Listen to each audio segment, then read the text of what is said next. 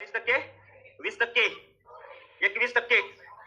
चुनखडी म्हटलं तर 15% काय आहे? क्रोमाइट किती आहे? डोलोमाइट किती? मॅंगनीजचे 7 असणारे जिल्हे भागो सिंधू. मग भागो सिंधू नाग आहे आणि रत्नागिरी म्हटलं तर कुणाला टाकायचं? क्रोमाइट टाकायचं. बरोबर आहे का? तर नाच आहे दगडी कोळसा नाही ना. हा, क्रोमाइट आपल्यासाठी महत्वाचं. क्रोमाइट जिल्हा कोणत्या जिल्ह्यामध्ये आढळतं लक्षात ठेवायचं. लोह खनिज कोणत्या जिल्ह्यात आढळतं रे? लोह खनिज नाचग सिंधू. हा, नाचग सिंधू. चुनखडी म्हटलं तर पहिले वरचे 3 सगळ्यात महत्वाचे जिल्हे कोणते रे? यवतमाळ, चंद्रपूर, गड, त्याच्यानंतर नांदेड. मग नागपूरमध्ये चुनखडी नाही का? सरोवरीय संचयन कुठे दिसतात? त्याच्यानंतर अहमदनगरमध्ये आहे का? पुणे, सांगली, धुळे, नंदुरबार आहे का? चुनखडीचा मुख्य उपयोग कशामध्ये रे? सिमेंट उत्पादनामध्ये वापरला जातं, बांधकामाच्या साठी सुद्धा वापरलं जातं. चुनखडी लक्षात ठेवायचं आपल्यासाठी इम्पॉर्टंट आहे. बरोबर आहे. त्याच्यानंतर मित्रांनो आपण सिलिका बघितलं होतं. आधी आळस ते चटकवर केलं सरळ सरळ आळस देतोय सकाळ सकाळ. अजून तर सुरुवात नाही झाली. कळलं? कळलं प्रत्येकाला? सगळ्यांना या सगळ्या गोष्टी आल्या पाहिजे. जेवढ्या जेवढ्या गोष्टी झालेल्या आहेत तेवढ्या सगळ्या गोष्टी आल्या पाहिजे. कळलं? सिलिकामय वाळू म्हटलं तर कोणत्या जिल्ह्यामध्ये आढळते? पुढं. त्याच्यानंतर प्रामुख्याने बराईट म्हटलं तर कोणत्या जिल्ह्यात?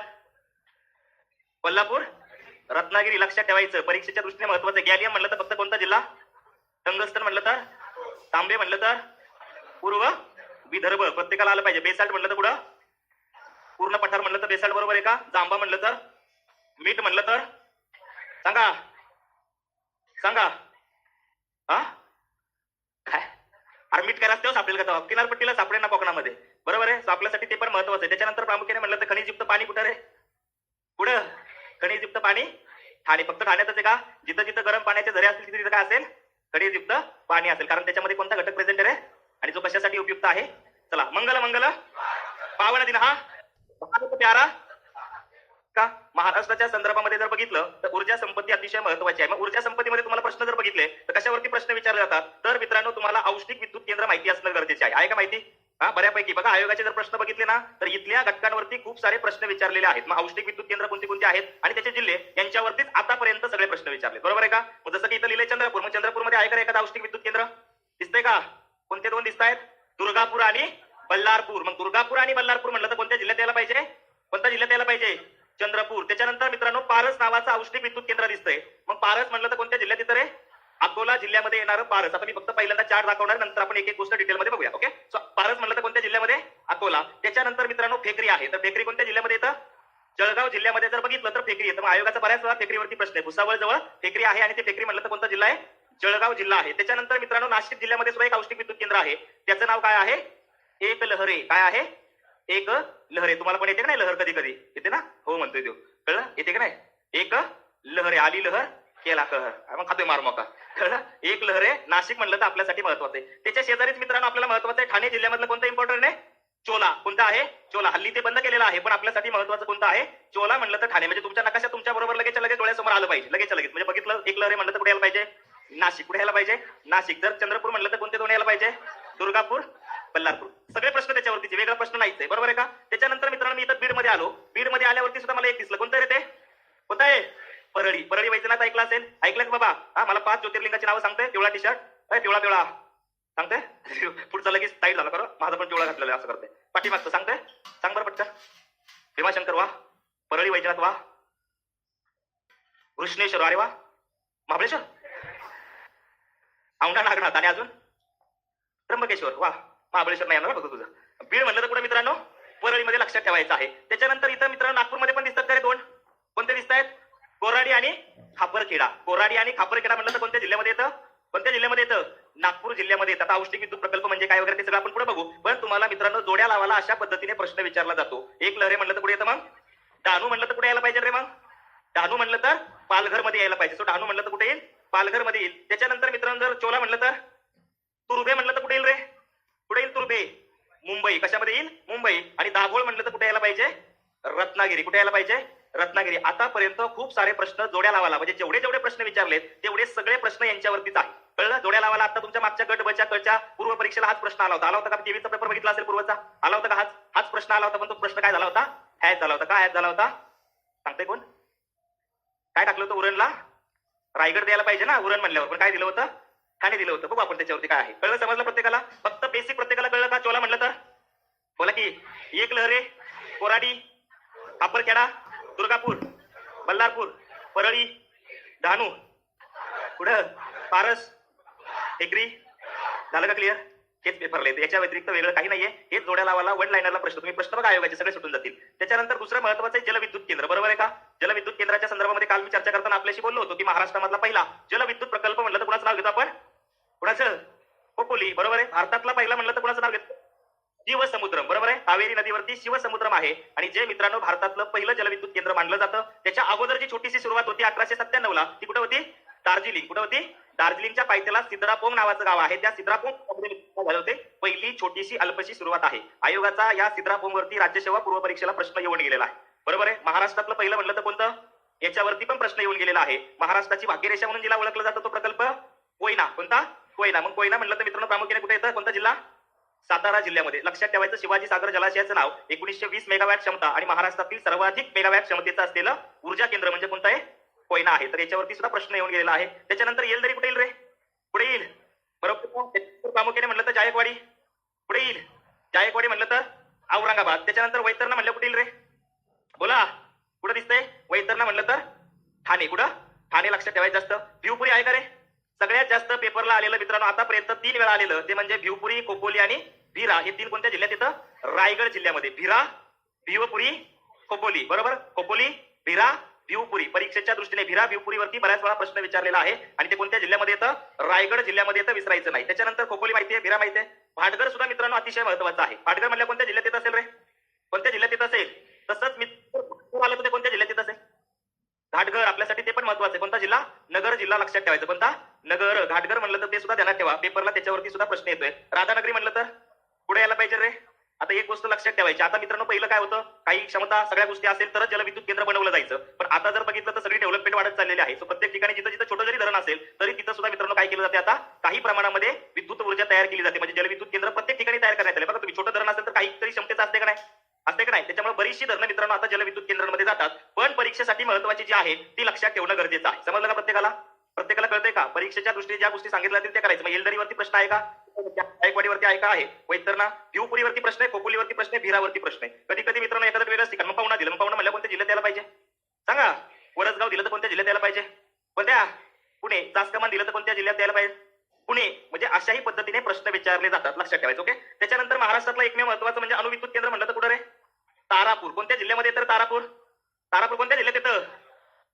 पालघर जिल्ह्यामध्ये येतं. कोणत्या जिल्ह्यात येतं?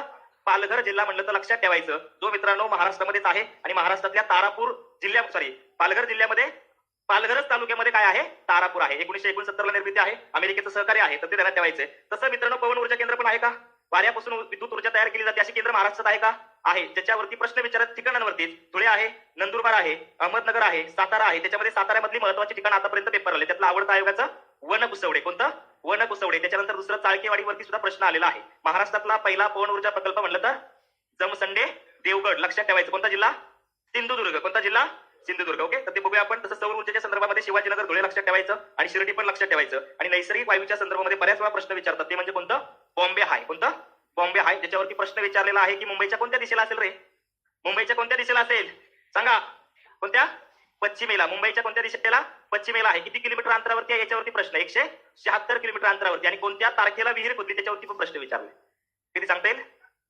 3 फेब्रुवारी 1974. लक्षात ठेवायचं. आपल्यासाठी त्याच्यावरती प्रश्न 176 किलोमीटर वगैरे. ओके. तर बेसिक नकाशा कळा प्रत्येकाला. 4 ठिकाणं परीक्षेच्या दृष्टीने महत्वाची आणि याच्यावरतीच प्रश्न आहे. आता सगळ्यात पहिल्यांदा मित्रांनो ऊर्जा म्हणजे काय? सांगा. ऊर्जा म्हणजे काय रे? सांगा. ऊर्जा मिळवण्याची साधने म्हणजे काय आहे? ऊर्जा स्त्रोत. आणि मग या ऊर्जा स्त्रोतांचे मित्रांनो 2 प्रकारांमध्ये वर्गीकरण केलं जातं. एक म्हणजे पारंपरिक ऊर्जा. पारंपरिक ऊर्जा म्हणजे कसली ऊर्जा?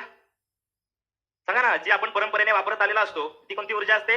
पारंपरिक. जिला मित्रांनो काय म्हटलं जातं किंवा अनवीकरणीय ऊर्जा स्त्रोत. बघा मानव ज्या ऊर्जा स्त्रोतांचा वापर करतो आहे त्या ऊर्जा स्त्रोतांना पारंपरिक. बरोबर आहे का? शब्द ज्या ऊर्जा स्त्रोतांचा वापर करतो त्या ऊर्जा स्त्रोतांना काय म्हणतात? पारंपरिक ऊर्जा स्त्रोत म्हणतात. मग मित्रांनो पारंपरिक ऊर्जा स्त्रोतांमध्ये तुम्हाला माहित असेल आपण गाई म्हशीच्या गौऱ्या वापरायचो का?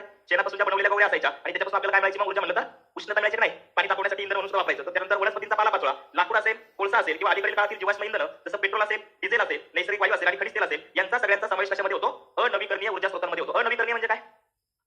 सांगा. काय? काय? अनवीकरणीय म्हणजे काय? पारंपरिक म्हणजे काय? पारंपरिक म्हणजे काय? आपण जे रेग्युलर वापरत आलेलं त्याला काय म्हणतात? पारंपरिक ऊर्जा स्त्रोत.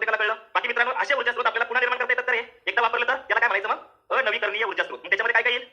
पेट्रोल येईल का? डिझेल येईल का? नैसर्गिक तेल येईल का? खनिज तेल येईल का? सगळ्या गोष्टी लक्षात ठेवायच्या. दुसरा प्रकार जर बघितलं तर कोणता मित्रांनो? अपारंपरिक ऊर्जा स्रोत किंवा नवीकरणीय ऊर्जा स्रोत. बघा, ज्या ऊर्जा स्रोतांचा वापर पूर्व परंपरेने करण्यात येत नव्हता, बरोबर आहे का? जे ऊर्जा स्रोत अक्षय आणि कशा आहेत? अखंड आहेत. अक्षय आणि अखंड म्हणजे काय? ज्याचा कधीही क्षय होत नाही असे अक्षय, आणि ज्याचा कधी खंड होत नाही असे अखंड. तो विविध स्वरूपामध्ये मित्रांनो ते पुन्हा पुन्हा वापरता येतात का? त्यांना कसं काय म्हणायचं मग? नवीकरणीय ऊर्जा स्रोत किंवा अपारंपरिक ऊर्जा स्रोत. ज्याच्यामध्ये सूर्याची उष्णता येईल का रे? वारा येईल का?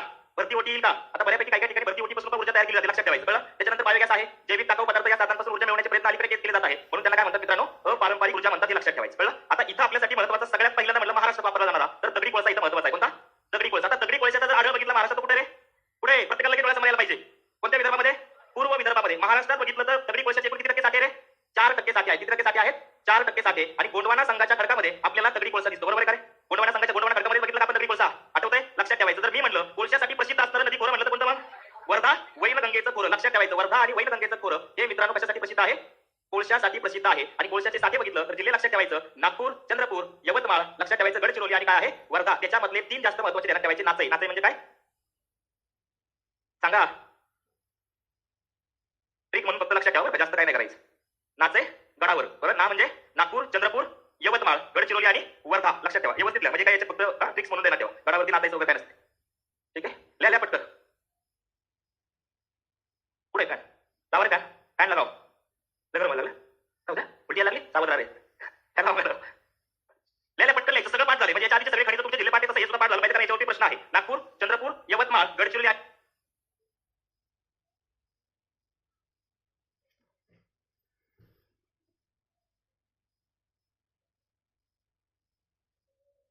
चला लिहिलं. कोणते कोणते जिल्हे? नागपूर, चंद्रपूर, यवतमाळ. सांगा सांगा, प्रत्येकाला आलं पाहिजे. चला चला, प्रत्येकाला आलं गरजेचं आहे. नागपूर, चंद्रपूर, यवतमाळ, गडचिरोली, वर्धा. राईट देणार. बाकी महत्त्वाची मित्रांनो महाराष्ट्रातली 3 क्षेत्र ज्याच्यामध्ये वर्धा वैनगंगेचं खोरं. वर्धा वैनगंगेच्या खोऱ्यामध्ये कोणता जिल्हा येतो? वैनगंगा म्हणलं तर नागपूर जिल्हा. ज्याच्यामध्ये मित्रांनो कामठी असेल, उमरेड असेल, पाटण सावंगी असेल, या प्रदेशामध्ये काय आढळतं मित्रांनो? दगडी कोळसा. तर वर्धा खोऱ्यामध्ये मित्रांनो बांदर, वरोडा, बल्लारपूर. बल्लारपूर अतिशय महत्त्वाचा आहे. महाराष्ट्रातील सगळ्यात उच्च दर्जाचे साठे कुठे आहेत? बल्लारपूरला आहेत. त्याच्यानंतर दुर्गापूर आहे आणि वणी आहे. सगळ्यात लक्षात ठेवायचं, सगळ्यात मोठे साठे आणि उत्कृष्ट दर्जाचे साठे म्हणलं तर कोणत्या ठिकाणी? बल्लारपूर. बल्लारपूरवरती आयोगाने प्रश्न विचारलाय. त्यानंतर मित्रांनो यवतमाळ आणि चंद्रपूर जिल्ह्याच्या बॉर्डरवरती सुद्धा आपल्याला काही ठिकाणं दिसतात ज्याच्यामध्ये भुकुस असेल, तेलवासा असेल, शास्त्री राजुरा असेल, मांजरी असेल. या ठिकाणी सुद्धा कोळशाच्या खाणी आहे, ज्याच्यामध्ये तेलवासावरती आयोगाने प्रश्न विचारलेला आहे. कोणत्या कोणत्या आहे? भुकुस, तेलवासा, शास्त्री राजुरा. लक्षात ठेवायचं. आणि प्रामुख्याने म्हणलं तर कोणतं? मांजरी हे ठिकाण आहे. मग दगडी कोळशाचे एकूण साठे किती महाराष्ट्रात? 4%. किती टक्के? याचा जर आढळ बघितलं तर कोणत्या खडकात आहे? गोंडवाना खडकामध्ये आहे. जिल्हे म्हणलं तर कोणते कोणते? नागपूर, चंद्रपूर, यवतमाळ, गडचिरोली, वर्धा. बरोबर आहे. आणि याचे जर क्षेत्र बघितलं तर कोणत्या नदीच्या खोऱ्यामध्ये प्रामुख्याने दिसतं? वर्धा आणि वैनगंगा. मग वैनगंगा खोऱ्यामध्ये प्रामुख्याने कोणता जिल्हा दिसतो? नागपूर. मग नागपूरमध्ये ठिकाण महत्त्वाचं कामठी आहे, उमरेड आहे, पाटण सावंगी आहे. समजलं का? त्याच्यामुळे लक्षात ठेवायचं इम्पॉर्टंट आहे. आणि प्रामुख्याने म्हणलं तर वर्धा खोऱ्यामध्ये ठिकाण कोणती कोणती मित्रांनो? बल्लारपूर, दुर्गापूर, वरोडा. लक्षात ठेवायचं. याच्यावरती प्रश्न आहे. समजलं? तेलवासा नावाची दगडी कोळशाची खाणी विदर्भावर राहील का? राहील का? भुकुस, तेलवासा हे दगडी कोळशाचं प्रमुख क्षेत्र आहे, विदर्भावर राहील का? बल्लारपूरचे साठे महाराष्ट्रातील सर्वात मोठे साठे आहेत, बरोबर राहील का? बाबांनो लक्षात राहील का? तुमच्या बाजूने कसं करा, तुम्हाला आलं पाहिजे. हे बघा, तुम्हाला क्रिका ज्या करायचे ते करा. नागचंद्रावर काय जे काय असेल तुम्हाला सोयीस्कर वाटतं ते करा. पण ज्या गोष्टी इथं सांगितल्यावर जर लक्ष दिलं तर जास्त बरं राहील. कळलं? आता मित्रांनो आपल्यासाठी महत्त्वाचं आहे दगडी कोळशामध्ये असणाऱ्या कशाच्या प्रकारावरती? कार्बनच्या प्रकारावरती. म्हणजे कार्बनच्या वरून काय मित्रांनो दिसतात? आपल्याला किती प्रकार दिसतात?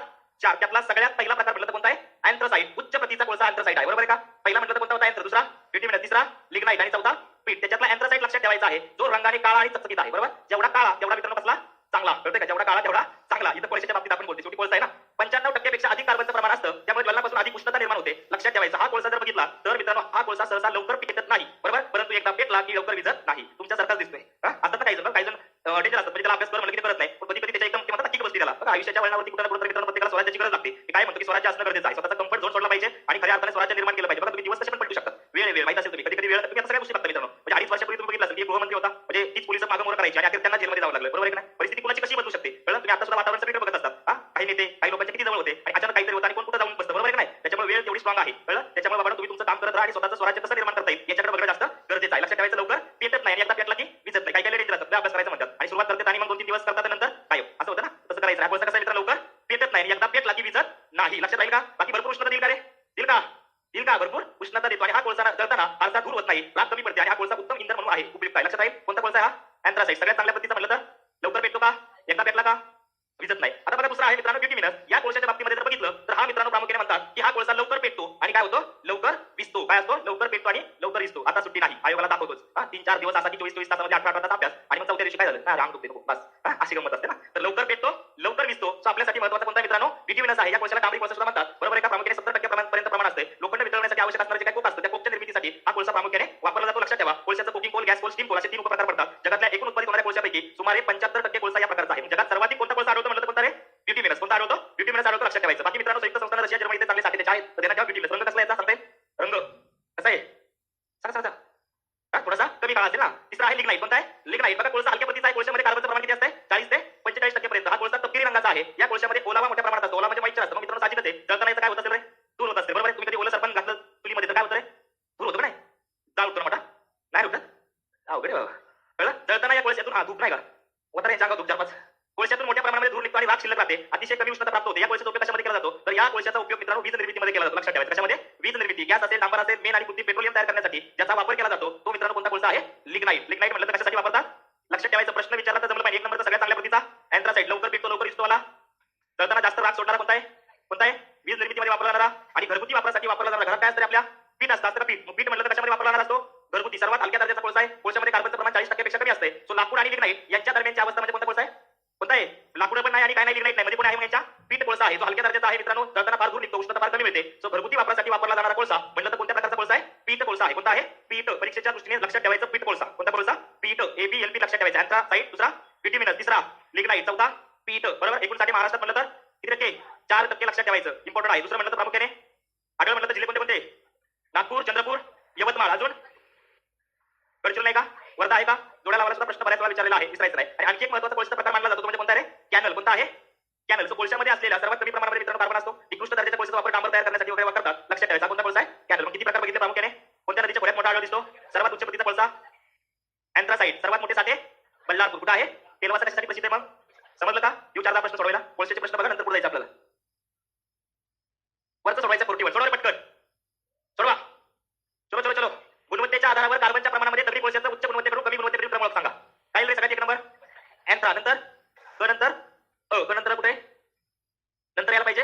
नंतर पीठ. लक्षात ठेवायचं आपल्यासाठी इम्पॉर्टंट आहे. बाकी महाराष्ट्रातील दगडी कोळशाचा प्रामुख्याने कशासाठी वापर केला जातो रे? कोणत्या उद्योग ऊर्जेसाठी? हे बोलू आपण अजून. पण याच्यावरती प्रश्न विचारलेला आहे. सोडवायचं वरचा. औष्णिक झालं नाही का आपलं? लक्षात ठेवायचं. असं औष्णिक वीज निर्मितीसाठी काय वापरतात मित्रांनो? दुसरं लाकूड. बरोबर आहे. आणि नैसर्गिक वायू यांचा इंधन म्हणून वापर जिथे केला जातो ती कोणती ऊर्जा आहे? औष्णिक. मग औष्णिक विद्युत प्रकल्प बघितले सगळे लगेच डोळ्यासमोर यायला पाहिजे. बरोबर आहे का? दुर्गापूर म्हणलं, बल्लारपूर म्हणलं, कापरखेडा, पारस, टेकरी, परळी, डहाणू, चोला, एकलहरे. पुढं म्हणजे आपल्यासाठी पहिलं स्टेटमेंट बरोबर आहे का? लक्षात ठेवायचं. आणि महाराष्ट्रात दगडी कोळशाचा सर्वाधिक वापर कशासाठी रे? याच्यावरती आता हाच प्रश्न इथला कॉपी पेस्ट आहे का? इथलाच कॉपी पेस्ट का? दगडी कोळशाचा प्रामुख्याने वापर म्हणलं हाच प्रश्न आहे का? मग भविष्यामध्ये वडलाईनला सुद्धा अशा पद्धतीचा प्रश्न येऊ शकतो. विसरायचं नाही. वरचं सोडवायचं. दगडी कोळशाचे सर्वात मोठे साठे पुढे येईल रे? कोल्हापूर, सोलापूर, नवापूर, बल्लारपूर. बाकीचे पर्याय जवळ सुद्धा फिरकत नाही. बरोबर आहे का? खालचा झाले आता सगळं त्याच्यामुळे आलं पाहिजे. पटकन पटकन. पहिलं बरोबर आहे का? मॅडम पहिलं बरोबर आहे का? कसं काय बरोबर आहे? हा पहिलं बरोबर आहे का? चुकलंय? दगडी कोळशाची खाण आहे का नाही? फुफ्फुस आहे का? आहे. आपण जाऊन घे. आहे. चंद्रपूर जिल्ह्यातून कडीचं उत्पादन होते का? होते का रे? त्याच्यानंतर बाकीचं यवतमाळ असतं तिथं. चंद्रपूर मध्ये कुठली कडी प्रसिद्ध आहे रे? ठिकाण कोणतं? चुनखडी. कुठली? वरोरा की राजुरा? राजू की राजुरा? कुठली? राजू रा. बरोबर. क्रोमाईटचं उत्पादन सिंधुदुर्ग जिल्ह्यात. बरोबर आहे का? हे बरोबर आहे का स्टेटमेंट? चुकलंय कुठं तुमचं? दगडी कोळशाची खाण आहे का नाही? आहे. मग जर तुम्हाला विचारले बरोबर ते बघा नाही तर इथं आणेल. बरोबर आहे. मग आणणार काय? उत्तर काढणार बघ. इथं चुकलंय कोणतं? उत्तर काय पाहिजे? 1 का 4 पाहिजे? कमेंट करणारे 4 वाले लक्षात ठेवा. काय उत्तर यायला पाहिजे? 1 नंबर. त्याच्यामुळे इथं वाचताना चुकू नका नाही तर आपला कार्यक्रम पिट्ट. विसरायचं नाही. परत कोळशाच्या साठे करता ओळखला नदी बरं. वर्धा. आणि कोणता दगडी कोळसा सर्वात उच्च प्रतीचा? कोणता रे? अँथ्रा. कोणत्या प्रकारचा कोळसा सर्वोत्तम प्रतीचा? कोणता? अँथ्रासाइट. चुकल का ते? किरकोळ प्रश्न. अशा काय जड प्रश्न वरचं सोडवायचं. तेच लाईन परत एकदा आली. कॉपी पेस्ट आहे का? चला उत्तर निवडायचंय. कसं उत्तर निवडताय आणि काय निवडताय? थोडंसं डोकं जागेवर घेऊन निवडा. एक कसं येईल उत्तर? हा एक कसं येईल ऑनलाईन वाले? पहिलं काय म्हणताय? महाराष्ट्रात दगडी कोळशाचे सर्वात मोठे साठे बल्लारपूर येथे आहे. काय आश्चर्य याच्यात आहे का? बरोबर. पहिलं तर करेक्ट आहे. दुसरं म्हणते खापरखेडा हे जलविद्युत केंद्र नाही. कसलं केंद्र आहे? औष्णिक केंद्र आहे. माहिती तुला स्टेटमेंट? तुला का? हे जरी औष्णिक केंद्र असलं किंवा नसलं तर इथं तुम्हाला विचारलं जलविद्युत केंद्र बरोबर आहे नाही? किती कसलं केंद्र आहे? औष्णिक विद्युत. बरोबर आहे का? फक्त इथं आता काय होतं? आता गमत वाटतं. आता बरोबर वाटतं. पण ज्यावेळेस प्रेशर असते ना 40 मुलकांचं त्यावेळेस मला अवघड होते ना. मग 1 तासाचं प्रेशर विषय. मग कधी खापरखेडा जलविद्युत केंद्र आहे. चुकले. बरोबर ते कसलं? औष्णिक विद्युत केंद्र असं होऊ शकतं. बरोबर आहे का? काय उत्तर असायला पाहिजे? उत्तर पर्याय 2. समजलं का? हा उघडा डोळे बघा तसं किती आता आपला कार्यक्रम फिट. समजलं? दगडी कोळसा कळला. हा वरचा सोडवायचा 68. तोच एक परत एकदा. कार्बनचं प्रमाण सर्वाधिक घरगुती वापरासाठी वापरला जाणारा कोणता असेल? हा सोडवता का? कोणत्या तालुक्यामध्ये दगडी कोळशाची आढळत नाही? कोणतं रे? दगडी कोळशाच्या साठी वावसा कोणत्या जिल्ह्यात येतं? लातूरमध्ये आहे काय? बरोबर आहे का? मग आपलं कोणता जिल्हा? बरोबर. बल्लारपूर, उमरेड आहे का? तेच आताच्या राज्याच्या मीन्स लावला होता 22 का 20 ला बद्दल. बरोबर आहे का? म्हणजे तुम्हाला कळलं पाहिजे. प्रश्न वन लाईनवर जास्त येत आहे शक्यतो. कळलं? आणि पण कसे प्रश्न येत आहेत? डेंजर मध्ये. कधी कधी एखादी डायरेक्टली खान दिली जाईल. हा पर्टिक्युलरली खान दिली जाईल. खालीपैकी कोणत्या जिल्ह्यामध्ये ती दगडी कोळशाची खान? मग गुगल त्याला विचारलं तर बघा परीक्षेला कसा प्रश्न जाऊ शकतो. बरोबर. म्हणजे 30 मोठमोठी ठिकाणी विचारतात. तुमचं बल्लारपूर किती वेळा दिसलं पेपरमध्ये? 4 वेळा दिसला प्रश्न नुसता बल्लारपूरवरती. बरोबर आहे का? दगडी कोळशाचा प्रमुख वापर कशामध्ये केला जाते? औष्णिक विद्युत निर्मितीमध्ये. किती वेळा दिसला? 3 वेळा दिसला. दिसतं का नाही? हे स्टेटमेंट पेपरच्या दृष्टीने महत्त्वाचे राहतात, परीक्षेला परत परत रिपीट येत आहेत. अजून महत्त्वाची गोष्ट मित्रांनो, जर कोळशाचे साठे बघितले तर रेखा वृत्ताच्या कोणत्या पलीकडे असलेले, किती रेखा वृत्ताच्या पलीकडे? 78 रेखा वृत्ताच्या पलीकडे लक्षात ठेवायचं. किती रेखा लिहिलं नंतर लिहून त्या पुढच्या साईडला 78 पूर्व रेखा वृत्ताच्या दिशा कोणती? कोणती दिशा? पूर्वेकडे कोळशाचे साठे आहेत, लक्षात ठेवायचं. खनिज संपत्ती सुद्धा मोठ्या प्रमाणात एकवटली आहे आणि किती? 78 डिग्री पूर्वल्या रेखावृत्त. आणि आता वेग घेणं गरजेचं आधी सांगतो. उद्याच्या लोकसंख्या कंप्लीट करावी लागेल उद्या परवा, आणि नंतर येणाऱ्या काळामध्ये आपल्याला भारत थोडासा, कारण आपल्याला डेडलाईन आलेली आता, म्हणजे आपलं जोरात चाललं होतं एकदम ओके मध्ये मस्त ना, शांत पाहिजे, पण आता थोडंसं हे करावं लागलं आपल्याला, बिकॉज सायन्स पण बाकी तुमचं नाही चांगलं होईल, टेन्शन नाही घेऊ. कळलं? हा वरोडा तेच रे दादा, काय म्हणतात बोलताना मुली भाषेत वरोडा म्हणतात, ड आणि म्हणतात ना, लागलं म्हणतात तसं ते लक्षात ठेवायचं मित्रांनो. बघा याच्यावरती प्रश्न येऊ शकतो तुम्हाला, असेच झालं ना लिहून? ठीक आहे. चला, जागतिक प्रमाणामध्ये मित्रांनो जर बघितलं तर जगामध्ये विद्युत ऊर्जा निर्मितीसाठी सगळ्यात मोठा जो घटक वापरला कोणता आहे? कोळसा. आणि भारतामध्ये सुद्धा बघितलं तर कोणता रे? कोळसा. किती टक्के कोळसा वापरला तो? 60%. याच्यावरती लक्षात ठेवायचं, बरोबर आहे. दुसऱ्या क्रमांकाला जर बघितलं तर भारतामध्ये जे मित्रांनो विद्युत ऊर्जा वापरली जाते, ऊर्जा स्रोत म्हणजे कोणता आहे? लक्षात ठेवायचं. आता पवन ऊर्जा जे काय आहे, नूतनीकरण स्रोत, पवन विद्युत, सौर विद्युत जे आहे ते आता किती क्रमांकाला आले? 2 नंबरला. 1 नंबरला कोणत्या भारतात म्हणलं तर कोळसा. तिसऱ्या क्रमांकाला म्हणलं तर कशापासून ऊर्जा निर्माण केली जाते? जलविद्युत. लक्षात ठेवायचं. कोणता? जलविद्युत. 1 नंबरला कोणता आहे? कोळसा. लक्षात ठेवायचं. जगामध्ये विद्युत ऊर्जा निर्मितीसाठी कोणता ऊर्जा स्रोत वापरला जातो? तर भारतामध्ये आणि जगामध्ये सर्वात जास्त वापरला जाणारा कोणता आहे? कोळसा. कोणता आहे? कोळसा. लक्षात ठेवायचं. जगामध्ये दुसऱ्या क्रमांकाला म्हणलं तर काय वापरतात रे? दुसऱ्या क्रमांकाला जगामध्ये नैसर्गिक वायू. महाराष्ट्र भारतामध्ये काय वापरतात? नूतनीकरण क्षम स्रोत, ज्याच्यामध्ये पवन ऊर्जा असेल, सौर ऊर्जा असेल, त्याचा वापर केला जातो. तिसऱ्या क्रमांकाला कोणता आता? कोणता आहे? जलविद्युत. कोणता आहे? हे 4 लक्षात ठेवा. का लक्षात आहे? स्टेट बोर्डातला स्नॅप आहे, पण याच्यावरती प्रश्न तुम्ही जर चेक केले, एखाद 2 प्रश्न आपल्याला कशात येत आहेत? हे असले स्टेट बोर्डामधून. हे माहित आहे का तुम्हाला? आता तुमचा कार्यक्रम फिट करेल, हे माहित आहे का तुम्हाला? रो सेवा होते ना, लय असे लय सापडतात. चर्नोबिल सुद्धा होता गट त्याच्या. कळलं प्रत्येकाला? ठीक आहे. चला, पुढचं महत्त्वाचं आहे जलविद्युत केंद्र. कोणता आहे? जलविद्युत. कसं असतं जलविद्युत? काय लिहायचं होतं? पटकन लिहा, 3 मिनिटाच्या आत लिहून काढायचं पटकन. उभं वेळ नका घालू. अक्षर काढत नाही, नीट लिहित नाही. तुमचं तुम्हाला कळलं तर बरं आहे. जग पण लिहा, 2 वेळी लिहा. काय करणार का? कवर लिहित आहे ते चाललं, व्यवस्थित लिहून घ्यायचं. नंतर त्या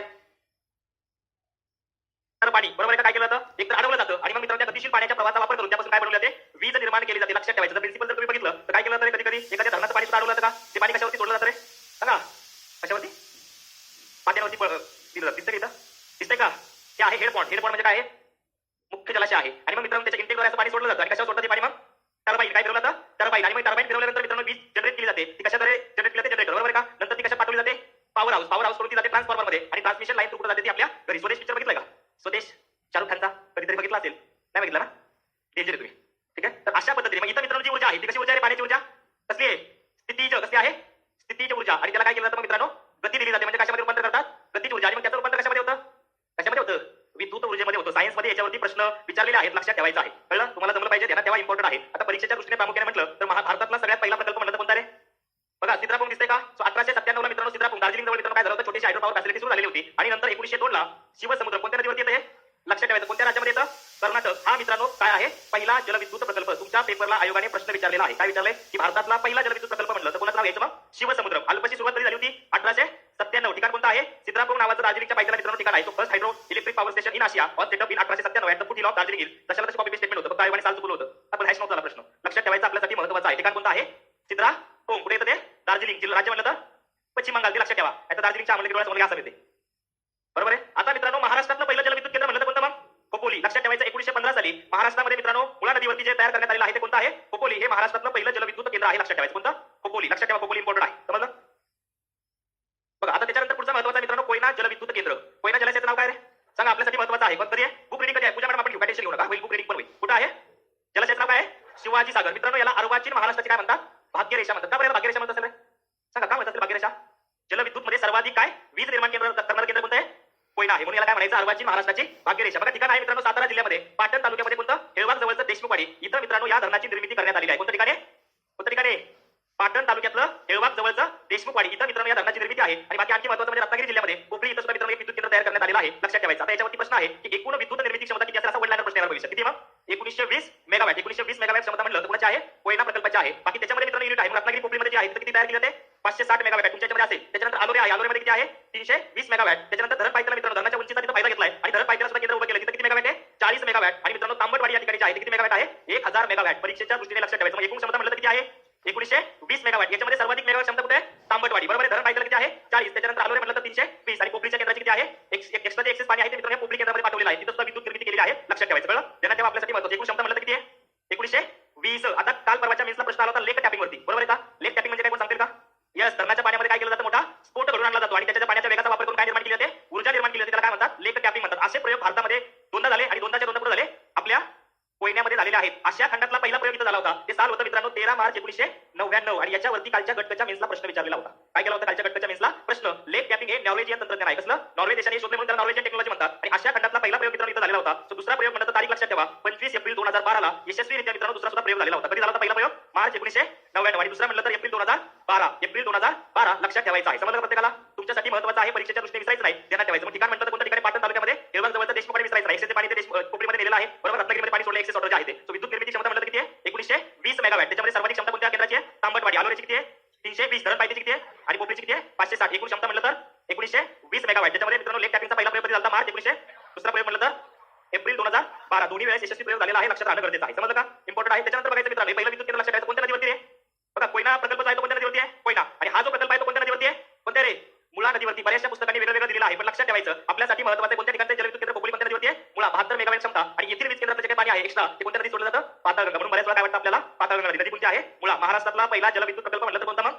भारतातला म्हणलं तर साल म्हणलं तर 1900 आणि अल्पशी सुरुवात म्हणलं तर 1897. प्रश्न बघा 2-3 नंतर वापस. हा सोडवा 25 नंबरचा प्रश्न.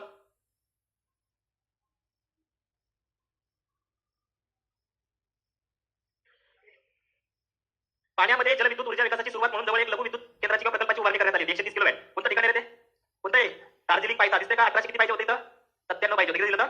हा खालचं सोडवा. भारतातलं पहिलं जलविद्युत केंद्र पुढे येईल रे. शिवसमुद्र कोणत्या नदीवरती आहे? कोणत्या नदीवरती आहे? कावेरी नदीवरती. लक्षात ठेवायचं. सर्वात मोठा जलविद्युत प्रकल्प महाराष्ट्रातला, बरोबर. पहिल्यावरती जर म्हणलं तर पहिला कोणता लक्षात ठेवायचं? कोणता? पहिला म्हणलं तर खोपोली. विसरायचं नाही. परीक्षेच्या दृष्टीने यांच्यावरती थेटपणे प्रश्न विचारलेले आहेत. आता प्रश्न विचारला तो जोड्या लावला तो म्हणजे नागपूर मधलं कोणतं रे? कोणतं आहे? पेंच. रायगड मधले 3 लक्षात ठेवायचे. कोणते? खोपोली, विरा, भिवपुरी. विरा भिवपुरी आयोगाने बऱ्याच वेळा विचारले. वैतरणाथ म्हणलं तर कुठं?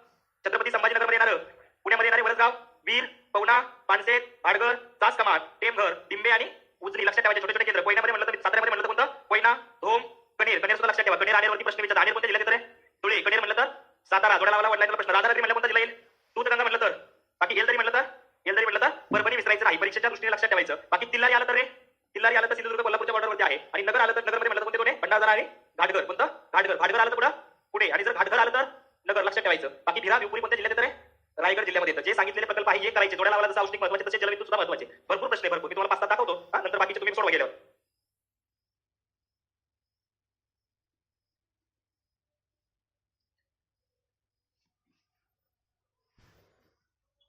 झालं का? ले हा तुमच्या जिल्ह्यात तरी ले. परभणीच ले.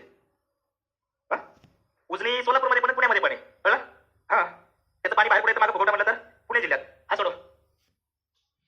बघा बाबा तुझ्या जिल्ह्यात का? खाली विद्युत प्रकल्प आणि जिल्हे यांच्या जोड्या लावा. विद्युत प्रकल्प पवना, तिल्लारी, भातसा. कळतंय? येलदरी. पवना म्हणलं पुढे येईल रे. पुढे पवना, तिल्लारी, भातसा, येलदरी. कळलं का? काय उत्तर पाहिजे मग? 3 नंबर. 4 येईल का पहिल्यांदा? एकाचं उत्तर येते का? सोपं आहे, काय अवघड नाही. पुढचं सोडवा. सोडवा. दूधगंगा नदी. दूधगंगे कोणतं दिसतं यातलं? सांगा सांगा रे, पटकन बोला. दूधगंगा, काळंबावाडी, वेळवंडी, कृष्णा आणि भोगावती. सगळे आहेत का जलविद्युत केंद्र? लक्षात ठेवायचं. दूधगंगा म्हणलं तर काळंबावाडी. जलाशयाचं नाव काय कोण सांगते? राजर्षी शाहूसागर. सोडवा. जलविद्युत प्रकल्प आणि नदी. येलदरी. येलदरी कोणत्या नदीवरती रे? येलदरी आणि सिद्धेश्वर म्हणलं तर कोणत्या नदीवर? दक्षिण. मग इथं येलदरी म्हणलं कोणतं पाहिजे? काय पाहिजे रे? पूर्णा, वरसगाव, मोसे, घाटघर काय आणि भाडघर, येळवंडी. लक्षात आलं? घाटघर कुठे येतं? घाटघर नगर. भाडघर पुणे. विसरायचं नाही. जलविद्युत प्रकल्प उत्तर काय असायला पाहिजे? 1 ला 3 बघायचं फक्त. एका उत्तर येते का रे? म्हणजे प्रश्न वेगळा बघायची गरज लागत नाही. तुम्हाला येते उत्तर येऊन जाईल. जलविद्युत प्रकल्प धोम, भिरा, भातसा, पवना. धोम म्हणलं कुठे? बघा तेच रिपीट झाले का वेगळं दोन बदलून? भिरा म्हणलं तर भातसा, पवना, पुणे. किरकोळ. असे प्रश्न किरकोळ तुम्हाला झटके आलं पाहिजे. अशा खंडातला लेख टॅपिंगचा पहिला प्रयोग कोणत्या जलाशयात कोणत्या वर्षी करायचा? काय पाहिजे उत्तर? मार्च 1999. वेगळं का? दुसरा प्रयोग आला तर एप्रिल. डेट आली तर पहिल्यांदा किती आहे? 25 की 15?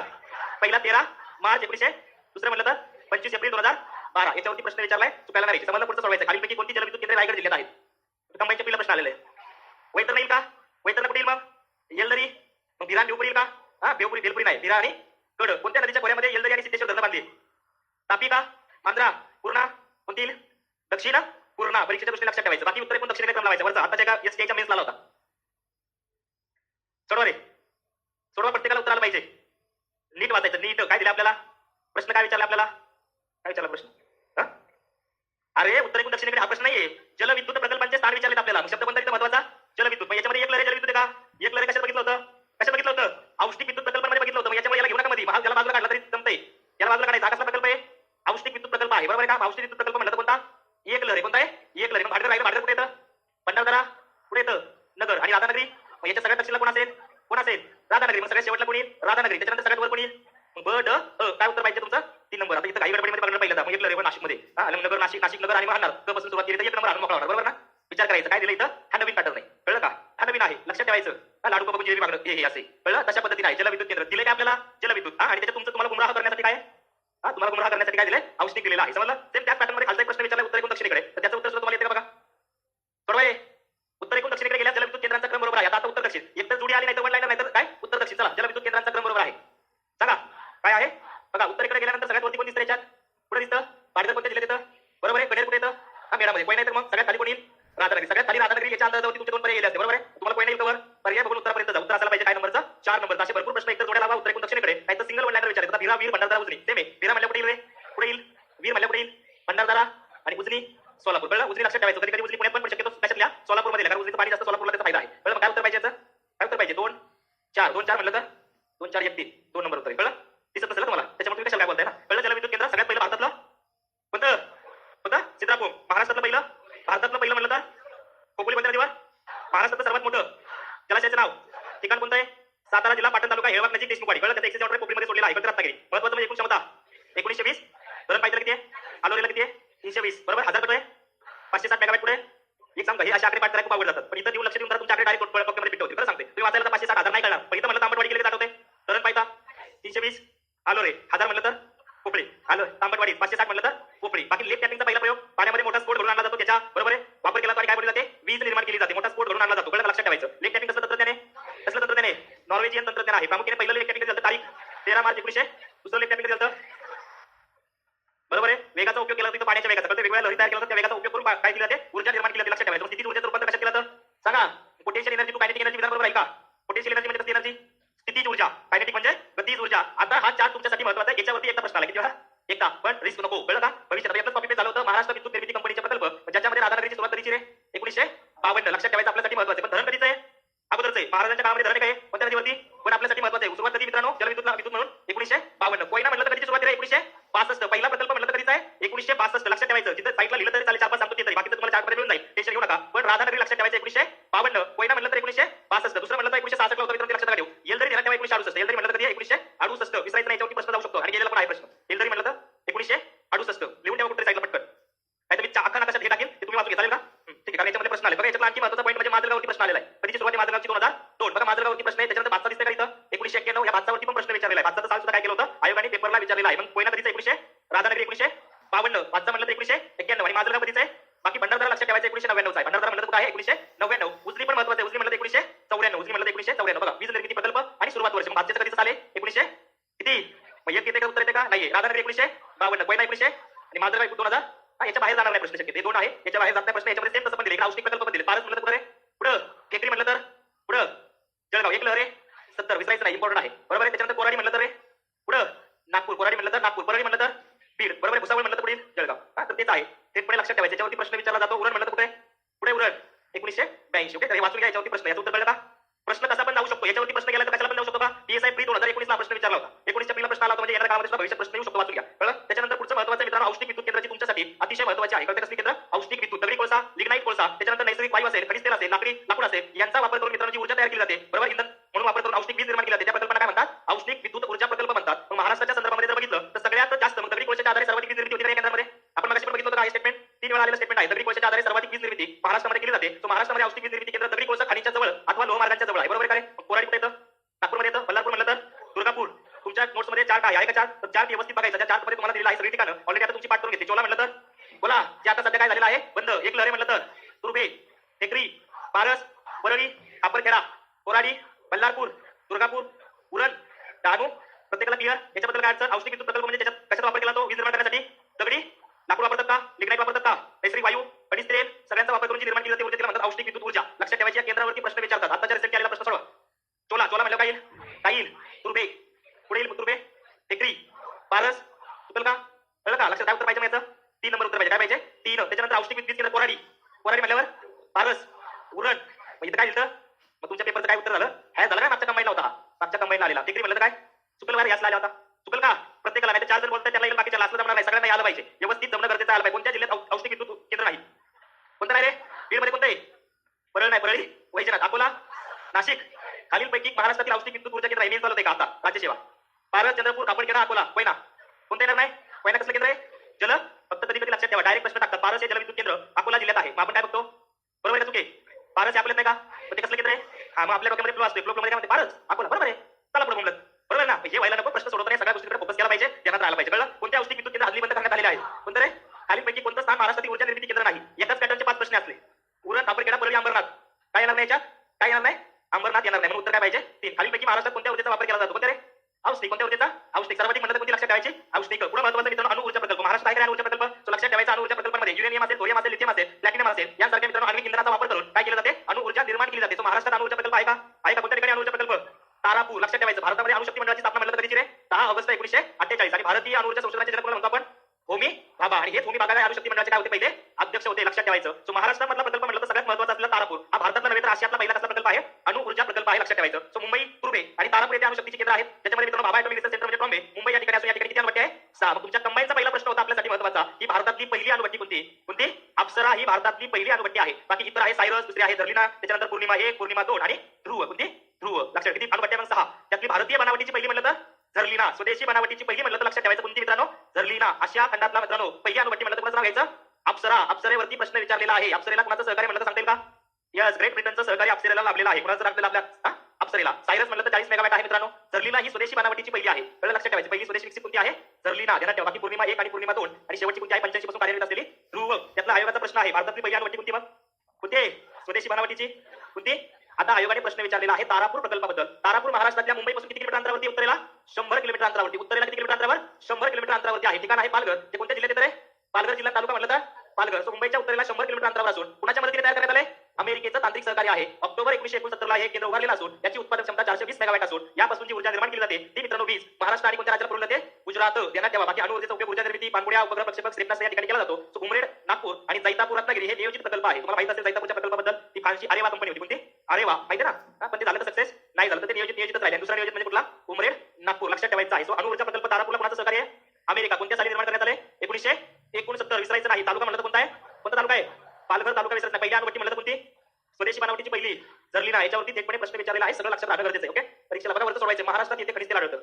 पुढे महाराष्ट्रात तारापूर अणुविद्युत केंद्र या जिल्ह्यात आहे. तत्कालीन आणि आताचं काय पाहिजे? इथं काय पाहिजे? पालघर. तारापूर अणु ऊर्जा प्रकल्प पालघर जिल्ह्यातील या तालुक्यात स्थित आहे. कोणता तालुका रे? कोणता तालुका पाहिजे? पालघर या तालुक्यामध्ये ते स्थित आहे. विसरायचं नाही. अप्सरेवरती पण प्रश्न विचारला. सोडवा बरं. भारतातला पहिला आशियातला सगळ्यात मोठा अमेरिकन तंत्रावर आधारित पहिला अणु ऊर्जा प्रकल्प. सोडवायचं. काय उत्तर पाहिजे? त्याला ठेवा. तीनही लाईन लक्षात ठेवा. आशियातला सगळ्यात मोठा, भारतातला पहिला आणि अमेरिकन तंत्रावर आधारित भारतातील पहिला अणु ऊर्जा प्रकल्प. फ्रान्सचं सहकार्य का अमेरिकेचं सहकार्य? काय उत्तर पाहिजे मग? त्याची स्थान म्हणलं तर मुंबईच्या कोणत्या दिशेला रे? कोणत्या दिशेला आहे? तसं भारतातले मित्रांनो तारापूर म्हणलं तर महाराष्ट्रातील रावत बाटा. लक्षात ठेवायचं. रावत बाटा आलं की राजस्थान. कल्पकम आलं की नरोरा आलं तर काही आलं तर लक्षात ठेवायचं. काही आलं तर भारताच्या वेळेस मी शिकवेल पण लक्षात ठेवा. याच्यावरती पण प्रश्न आहे. आता प्रश्न आलाय. काकरापार आलं तर? काकरापार आलं तर पुढे लक्षात ठेवायचं गुजरात. ध्यानात ठेवा. कुडनकुलम आलं तर समजलं का? जोड्या लावायला वगैरे प्रश्न विचारला जातो. त्याच्यामुळे भारतातले पण आहे. भारताच्या वेळेस बघू. हे जुळून तुम्हाला सांगते का आता? असा पण प्रश्न विचारलाय. उत्तर एकूण दक्षिणेकडे लावायला. काय का कुठे येतं? कर्नाटक मध्ये येतं. हे तर कळतंय. हा, दक्षिण भारताकडून आपल्याला उत्तर भारतात जायचं. तारापूर कुठे येतं? काकरापार कुठे येतं? रावत बाटा कुठे येतं? काय उत्तर पाहिजे? दक्षिणेकडून उत्तरेकडे म्हणल्यावर काय उत्तर पाहिजे? काय का कुठे येतं? तारापूर, काकरापार आणि रावत बाटा. काय पाहिजे होतं उत्तर? एक नंबर. चला बाकी हे तारापूर हे वाचू शकता. हे तुमच्यासाठी महत्त्वाचं. तारापूर, कुडनकुलम, रावत बाटा, कल्पकम, नरोरा, कैगा आणि काकरापार. याच्यावरती प्रश्न येऊ शकतो. जोड्या लावायला वगैरे भारतात बघू आपण ते. पुढे महत्त्वाचे पवन ऊर्जा प्रकल्प. बरोबर आहे का? वाऱ्याच्या वेगाचा वापर करून पवन चक्क्यांची पाती फिरवून त्याला जोडलेल्या विद्युत जनित्रांच्या आधारे ऊर्जा निर्माण होते. तिला काय म्हणतात रे? पवन ऊर्जा. मग पवन ऊर्जेची क्षेत्र प्रामुख्याने जर बघितली तर कुठं पण तयार करता येईल का? शक्यतो मित्रांनो कुठे असतात? सागर किनाऱ्यावर. दुसरं महत्त्वाचं म्हणजे नदीच्या काठी किंवा उंच डोंगरावर. महाराष्ट्रामध्ये तुम्ही उंच डोंगरावरती कुठे बघितलं तर पवन चक्क्या सातारा जिल्ह्यामध्ये बघितल्या असतील. बाकी इथं तुम्ही पुण्यावरून नगरकडे जात असाल तर पार्कच्या साईडला मित्रांनो डोंगरावरती दिसतात का? इकडे जाताना इकडे साईड इकडे जाणार दिसतात का नाही? आहे डोंगरावरती भरपूर साऱ्या. तर यांच्या क्षेत्रावरती प्रश्न विचारला जातो. महाराष्ट्रातला पहिला पवन ऊर्जा प्रकल्प म्हणलं तर कोणाचं नाव घ्यायचं? जमसंडे देवगड. सिंधुदुर्ग जिल्ह्यातला जमसंडे देवगड हा राज्यातला पहिला पवन ऊर्जा प्रकल्प कधी सुरुवात करण्यात आला? 1997. तर 1994 साली मित्रांनो छोटंसं युनिट सुरू झालं होतं सिंधुदुर्गमध्ये. विजयदुर्ग या ठिकाणी 1.5 मेगावॅट क्षमतेचा राज्यातला पहिला पवन फार्म म्हटलं तर ते कोणाचं नाव घ्यायचं? विजयदुर्ग. बघा महाराष्ट्रातला पहिला पवन फार्म म्हणलं तर कुठं? विजयदुर्ग. आणि पहिला पवन ऊर्जा प्रकल्प म्हणलं तर कोणाचं नाव घ्यायचं? जमसंडे देवगड. बाकी मित्रांनो भारतामध्ये पवन ऊर्जा निर्मितीमध्ये कोणाचा पहिला क्रमांक लागतो? तमिळनाडूचा पहिला क्रमांक लागतो. तर दुसरा क्रमांक कोणाचा आहे? महाराष्ट्राचा. भारतातल्या 17% उत्पादन आपल्या महाराष्ट्रामध्ये होतं. लक्षात ठेवायचं. क्रमांक 1 ला कोण येतं मित्रांनो? कोण येतं? 1 नंबरला कोण आहे? तमिळनाडू आहे. 2 नंबरला कोण आहे? महाराष्ट्र आहे. एकूण किती टक्के उत्पादन होतंय? बाकी किती मित्रांनो? पहिला महाराष्ट्रातला पवन फार्म म्हटलं तर विजयदुर्ग. पहिला पवन ऊर्जा प्रकल्प म्हटलं तर जमसंडे देवगड. लक्षात राहायला पाहिजे. बाकी मित्रांनो आपल्यासाठी इथं म्हटलं तर भारताचा जर जगात विचार केला तर किती क्रमांक लागतो रे? 4था क्रमांक लागतो. किती क्रमांक लागतो? 4था. लक्षात ठेवायचं. बघा आता तुमच्या पेपरच्या दृष्टीने प्रामुख्याने बघितलं तर बघा महाराष्ट्रातला पहिला प्रकल्प कोणता रे? जमसंडे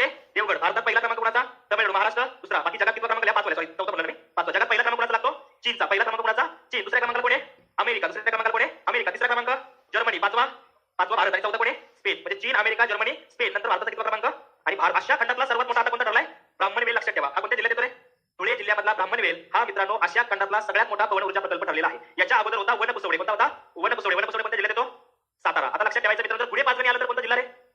बघा, पाचगणी आलं तर कोणता? सातारा. पण पुढे पाचगणी आलं तर सांगली. कुठे लक्षात ठेवायचं? सांगली. परीक्षेला ही ठिकाणं जोड्या लावायला वन लाईनरला विचारली जातात. मग साताऱ्यामध्ये कोणती कोणती दिसतात इथं? वनपुसवडे. आयोगाने प्रश्न विचारलाय. कोसेघर.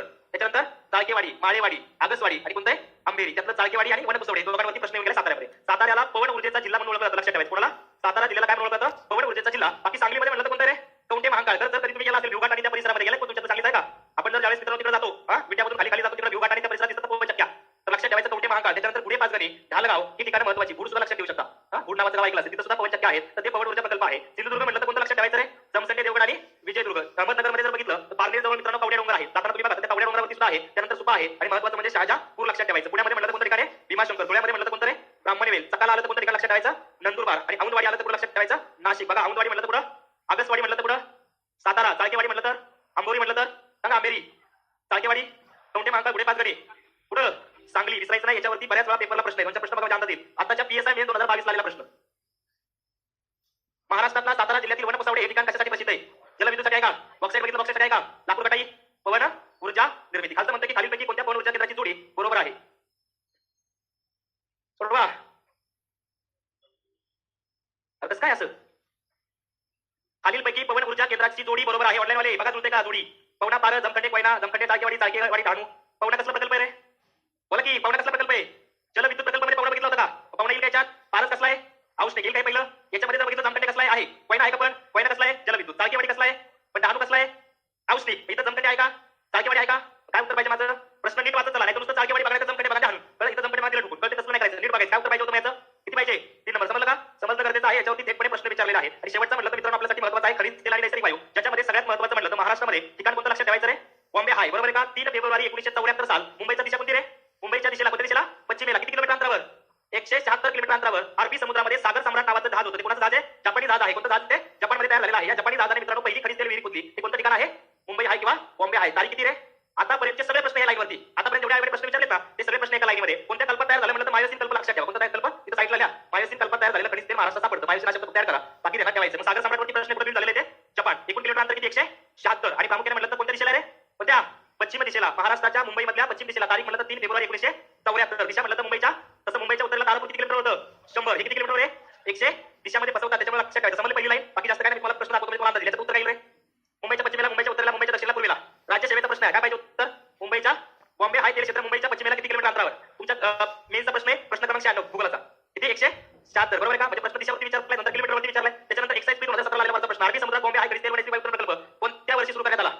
3 फेब्रुवारी 1974. परत एकदा 2012 राज्यसेवा पूर्व परीक्षा. बॉम्बे हाय पहिली तेल विहीर तेव्हा खोदली गेली. तेवढी कधी खोदली गेली? 3 फेब्रुवारी 1974. म्हणजे बघा मित्रांनो, दुसऱ्या सालावरती किती प्रश्न विचारले? 4. दिशा म्हटलं तर कोणत्या दिशेला आहे? कोणत्या दिशेला आहे?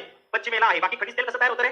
सांगा, आपल्यासाठी महत्त्वाचं आहे. खनिज तेल कसं तयार होतं? जमिनी खाली मित्रांनो काय काढलं जातं रे? सेंद्रिय पदार्थ काढले जातात. त्यांच्या विघटन प्रक्रियेमधून तयार झालेलं द्रवरूप इंधन म्हणजे कसलं इंधन? हे खनिज तेल आहे. समुद्री जीव मृत झाल्यावरती समुद्राच्या कशात गेले? तळाशी. आणि त्यांच्यावरती मातीचे वाळूचे थर जमा झाले. पण जास्त दाब आणि उष्णता पडून मित्रांनो मृत जीवांच्या अवशेषांचं काय बनलेलं आहे? खनिज तेलामध्ये रूपांतर झालेलं आहे. तो लक्षात ठेवायचं. खनिज तेल पंकाश्म, शेल, वालुकाश्म, चुनखडक त्यामुळे सुमारे 1000 ते 3000 मीटर खोलीवरती आढळतं. ते म्हणजे काय आहे? खनिज तेल आहे. महाराष्ट्रामधला सगळ्यात मोठा रिसोर्स कोणता रे? खनिज तेलाचा. खनिज तेल आणि नैसर्गिक वायू कोणता? बॉम्बे हाय. आता काय वेगळं बघितलं का आपण? बाकी नैसर्गिक वायू म्हटलं तर महत्त्वाचं जीवाश्म आहे. पेट्रोलियमच्या साहित्यामध्ये सापडतं. काही ठिकाणी ते सेपरेट पण सापडत असतं. याच्यामधला सगळ्यात महत्त्वाचा घटक कोणता रे? Methane, CH4. लक्षात ठेवायचं. मिथेन म्हटलं तर कोणता घटक आहे मित्रांनो? नैसर्गिक वायूमधला घटक आहे. सायन्स मध्ये तुमच्यासाठी महत्त्वाचं म्हणून सांगतोय मिथेन. बाकी भूगर्भामध्ये सजीवांच्या अवशेषापासून उच्च दाबाखाली हे तयार होतं. बाकी मित्रांनो तुम्हाला माहित असेल याची वाहतूक करणं थोडंसं कठीण जातं. म्हणून मित्रांनो त्याचं रूपांतर केलं जातं ते म्हणजे कशामध्ये? CNG. बरोबर आहे का? उच्च दाबाखाली मित्रांनो त्याचं CNG म्हणजे लॉंग काय आहे? Comprehensive natural gas. आणि दुसरा म्हणजे LPG गॅस असतो. LPG म्हणजे काय? Liquefied petroleum gas. तर LNG आणि महत्त्वाचा लिक्विफाईड नॅचरल LNG आणि CNG जास्त लक्षात ठेवा. तो नैसर्गिक वायू आहे. ठिकाण कोणतं महत्त्वाचं आपल्यासाठी महत्त्वाचं? सांगा. बोलो बोलो बोलो. अरे असं म्हणलं पंकज. ओके, आज भारत बघायचं ना आपल्याला, त्याच्यामध्ये बाकी मुंबईमधील तेल शुद्धीकरण कारखान्यामध्ये शुद्ध केलं जातं बॉम्बे हायमधलं तेल. लक्षात ठेवायचं. आणि साठवलं जातं मित्रांनो. सांगता येईल? पुढं कोणता काय म्हणते? तुर्भेमध्ये जास्त करून वापरात आणलं जातं. बॉम्बे हायमध्ये तेलाबरोबर त्याला वायू मिळतो. आणि हा वायू तुर्भे येते तो वापरला जातो. पण साठवलं जातं मित्रांनो कुठे? उरणमध्ये. कुठं? उरण. लक्षात ठेवायचं आपल्यासाठी महत्त्वाचं आहे. जिथं खनिज तेलाची साखळी सुद्धा आहे. आणि खनिज तेलाचं खनिज तेल शुद्धीकरणाचा पहिला कारखाना म्हणलं आसाममधलं कोणतं ठिकाण? दिग्बोई. लक्षात तुमच्या नोट्समध्ये असेल असे पॉईंट वाचा फक्त. जास्त काय महत्त्वाचं नाही. कळलं काय सगळं? बाकी मित्रांनो आपल्याला वीज निर्मितीमध्ये महाराष्ट्राच्या दृष्टीने इम्पॉर्टंट आहे MSEB. MSEB ऐकलं का? Maharashtra state electricity board. MSEB ची स्थापना म्हणलं तर 1960 ची आहे. कधीची आहे? 60 ची. आणि तिच्यापासून 3 कंपन्या बनवल्या. त्यामध्ये 2005 ला. त्याच्यामध्ये मित्रांनो निर्मितीसाठी कोणती आहे? महानिर्मिती. लक्षात ठेवायचं. वहनासाठी कोणती आहे? वाहून नेण्यासाठी महावहन. आणि वितरणासाठी कोणती? रिस्पॉन्ससाठी महावितरण. तुम्हाला बी येतं ते कोणाचं येतं? महावितरणचं येतं. या प्रश्नाचं उत्तर काय पाहिजे? कोणत्या कंपनीतून तयार करण्यात आलं 2005 ला? MSEB मधून. Maharashtra state electricity board, Maharashtra राज्य विद्युत मंडळ लक्षात ठेवायचं. त्याच्यापासून 2005 ला हे ध्यानात ठेवायचं. ऊर्जामध्ये येतं म्हणून ध्यानात ठेवा. कळलं? परीक्षेच्या दृष्टीने आयएमपी आहे, विसरायचं नाही. कळलं का बाबांनो? ध्यानात ठेवा. एमएसईबी म्हणलं तर मित्रांनो स्थापना कधीची? 1900 वळणासाठी कोणती आहे सांगा. अरे एकदा राज्य सेवेच्या इंटरव्ह्यूला मित्रांनो जर कुणाचे वडील वायरमॅन असले, कुठे कामाला असले की असलं विचारतात काय फरक आहे. फरक कळतं का प्रत्येकाला? महावहनचा काय फरक आहे, महानिर्मिती आणि महावितरण. त्याच्यात उत्तर आहे का?